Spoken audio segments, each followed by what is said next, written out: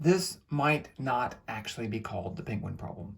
I don't know. In my mind, I have this thing. It's always a penguin. So here's the situation. So there's this plank hanging from a wall. I have no idea why. Okay, and it has some mass, has some length, and then it's supported by a string right here. Now there's a penguin, and this penguin says, "Hey, I'm going to walk out on this plank." And so the penguin starts walking out this way on the plank until the string breaks. Or how far can the penguin go before the string breaks? So this is like a really not super great string. It's poorly designed. And you're asking for the backstory here. You're going to have to make up your own story. You're going to say, why is this penguin, what's the motivation for this penguin? Why is this penguin walking out on the thing? Why is this thing there in the first place? Why did someone build it with such a poor string? And that's your homework. Okay, but I'm going to solve the problem. So just to reiterate, plank, penguin, string. And I picked some values here. So the mass of the penguin is 20 kilograms. Yes, it's a giant penguin. The mass of the board is 7 kilograms. This angle is 50 degrees. The length of the board is 3.2. Where did I come up with 3.2? I literally just made it up. I don't want to put 3 because it's like that's too boring, right? So I said 3.2. And the maximum tension in the rope is 204.7 newtons. And I'll show you where I got that in just a little bit. Okay, so if this problem is, what kind of problem do we have to deal with here? Well, we're thinking about this board in equilibrium. And if something like this is in equilibrium, then the following 3 things have to be true. F net X is 0. F net Y is 0. And the net torque about any point is equal to 0. So because these two are true for any point object at rest or with a 0 acceleration, that's your normal equilibrium. And then if I have a rigid object, then if it's also not rotating, then the net torque, if it's not changing its rotation technically, it could be rotating at a constant speed, then the net torque about any point on that has to be 0 too. Okay, and I'll put a link to the description of torque, but in general, the magnitude of the torque about 0.0 is equal to this, where this is the force exerting the torque, this is the distance from the point of about which you want to calculate the torque, O, and this is the theta is the angle between those two. And then if it's a counterclockwise torque, we call that positive. If it's clockwise, we call it negative. Okay, let's jump right in. And the first thing we're going to do is draw a force diagram for the plank. Let me draw it right here. Okay, the first force on this is the gravitational force. Now, the gravitational force actually pulls on all parts of the plank. All parts have mass, so it's actually pulling on all parts. But we can represent that gravitational force as a force acting at a single point, which is called the center of gravity. And this happens to be in the same place as the center of mass in this case. And I have a video on that. I'll link that down below. So that's that first force. Now what about the penguin? So if I draw the penguin, let me draw the penguin right here.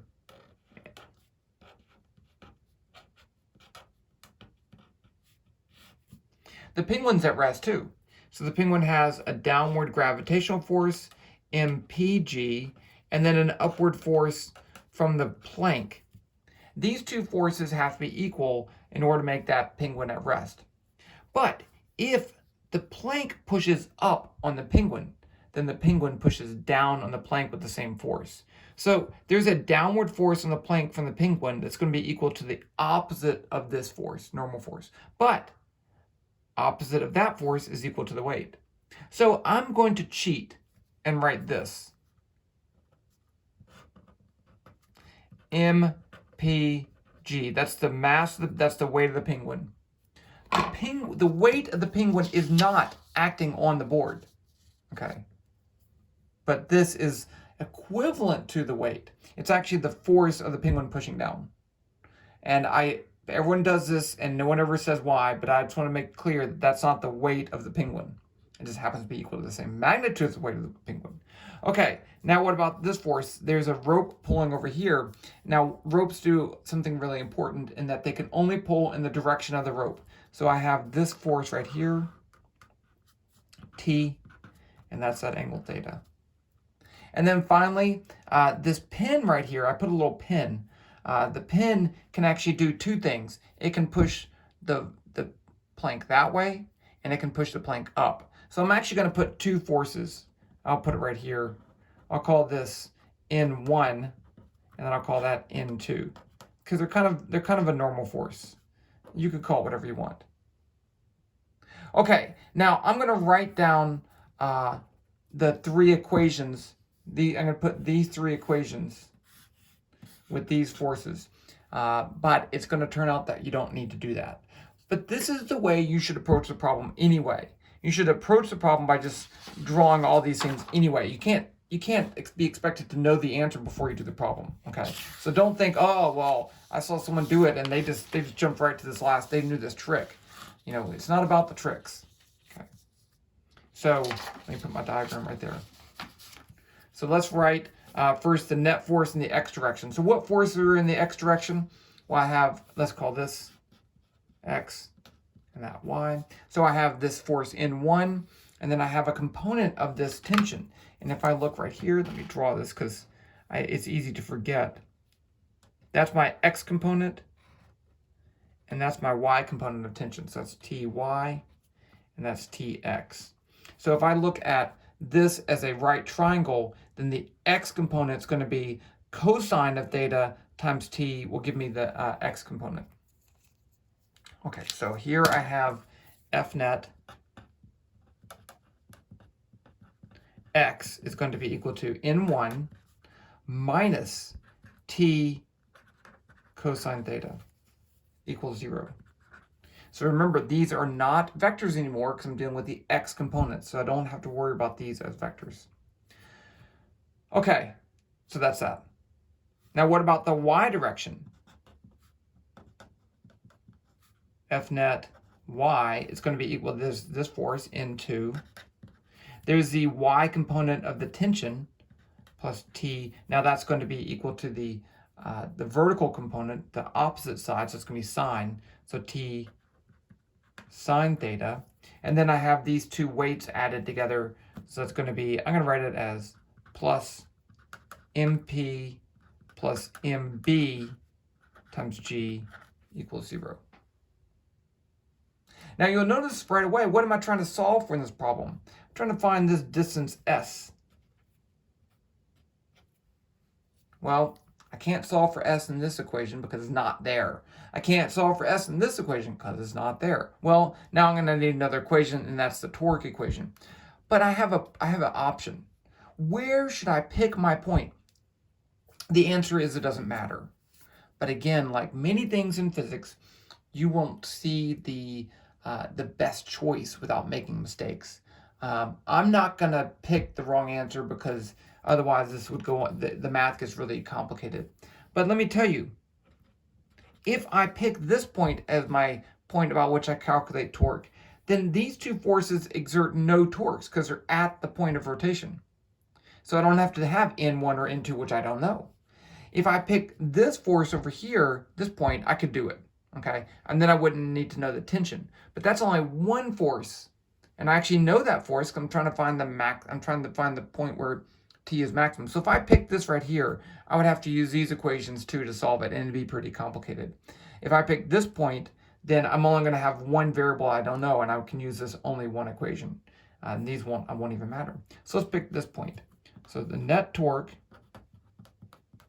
about O is equal to 0. So these two have no torque because they pass through the point of rotation, so R is 0.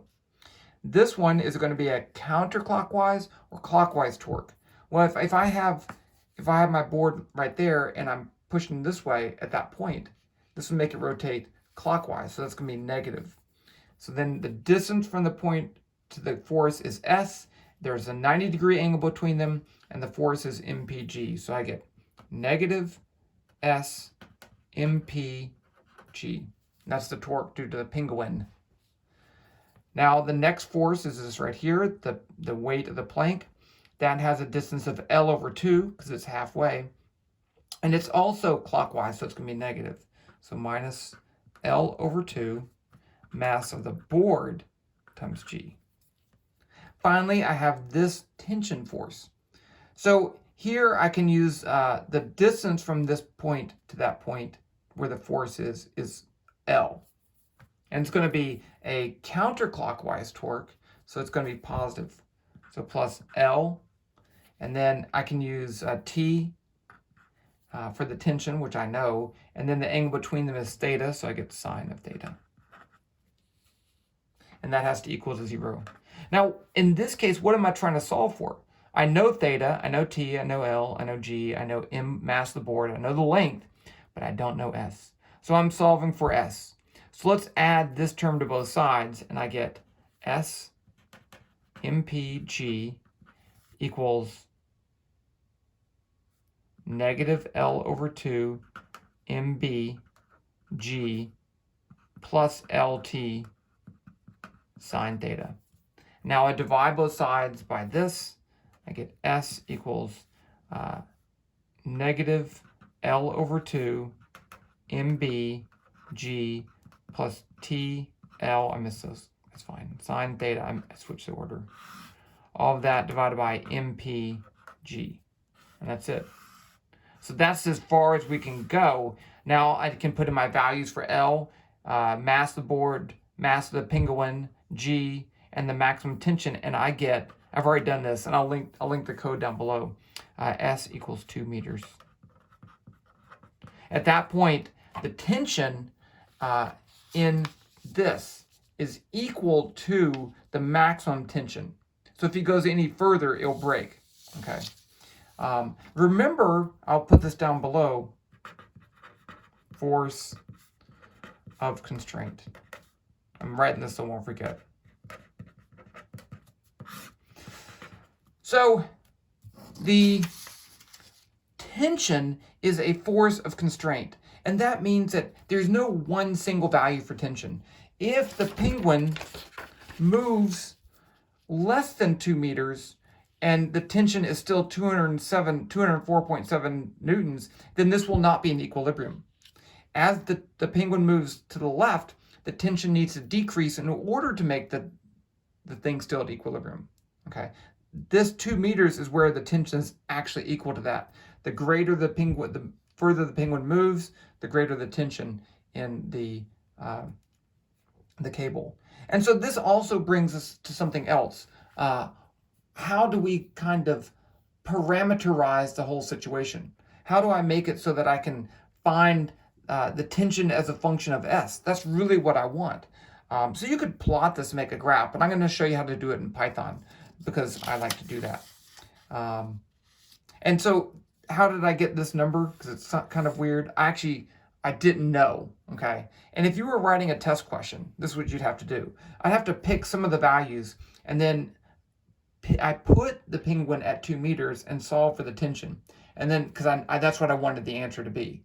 If I just picked some value, if I said T max is 1,000 newtons, I'd get an answer of the penguin could be, really far away, and it wouldn't be realistic. So in order to make a realistic problem, I had to kind of work backwards and reverse engineer the problem.